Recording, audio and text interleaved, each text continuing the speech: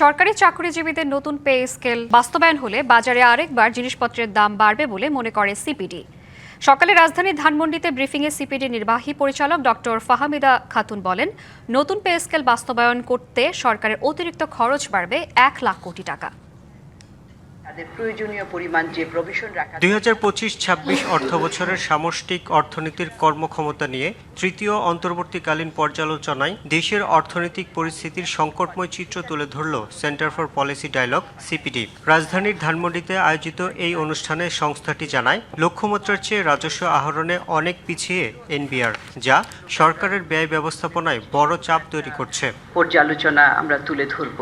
CPD বলছে, দেশের সামষ্টিক অর্থনীতির অন্যতম বড় ক্ষত এখন ব্যাংকিং খাতের বিশৃঙ্খলা। এর সাথে দফায় দফায় বিদ্যুৎ ও জ্বালানির দাম বৃদ্ধি সাধারণ মানুষের জীবনযাত্রাকে আরও কঠিন করে তুলছে, যা সরাসরি উস্কে দিচ্ছে মূল্যস্ফীতিকে। এই যে সরবরাহজনিত একটা ধাক্কা, এই সময়ে বাজার মূল্যটা স্থিতিশীল রাখাটাই হচ্ছে গুরুত্বপূর্ণ, এবং যার ফলে যেটা কিনা মূল্যস্ফীতিকে নিয়ন্ত্রণে রাখতে পারবে, সেটা করার জন্য খাদ্যপণ্যের একটা কৌশলগত মজুদ, স্ট্র্যাটেজিক প্রকিউরমেন্ট, সেটা গড়ে তুলতে হবে। এছাড়া বাংলাদেশি রপ্তানি পণ্যের উপর যুক্তরাষ্ট্রের অতিরিক্ত 10% শুল্ক আরোপের চেষ্টাকে রাজনৈতিক উদ্দেশ্য প্রণীত বলে মনে করছে সিপিডি। এখানে যদি এরকম হতো, মার্কিন যুক্তরাষ্ট্র একটা সহায়তার তহবিল করেছে। নগদ নিয়ে এলো হার না মানা হার অফার।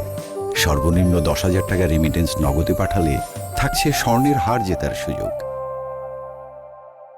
এই শিশু শ্রম যাতে না থাকে, সেজন্য বাংলাদেশকে সে একটা এইড দিবে।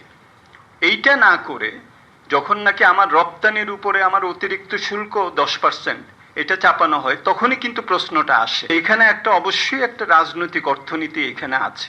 সরকারি চাকরিজীবীদের জন্য নতুন পে স্কেল ঘোষণার বিষয়েও সতর্ক করে সিপিডি বলছে, এতে অতিরিক্ত প্রায় 1 লাখ কোটি টাকা খরচ বাড়বে।